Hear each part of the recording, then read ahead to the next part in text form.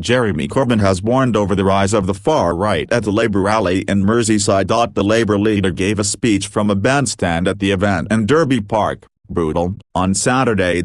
He described the danger of the far right and their simplistic answers which can only breed hatred and division. Jeremy Corbyn has warned over the rise of the far right at the Labour rally in Bootle. Merseyside candidates for the European elections in the Northwest include English Defence League founder Tommy Robinson.Mr Corbyn compared the propaganda being put out by the far right during the European election campaign to the rise of the Nazis in Europe in the 1930s. He said, "I read the propaganda being put out by the far right in this European election, where they're blaming Muslims for all the ills of our society." Related articles. Previous one ex-Palestinian terror group Hamas thanks Jeremy Corbyn for his. Peter O'Born, now we know the carnage Corbyn would wreak if.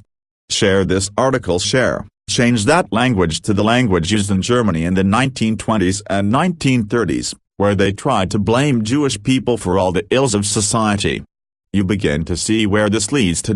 We have to come together today, not just to oppose the far right but also to analyze what's happened and above all how we fix it and how we go forward.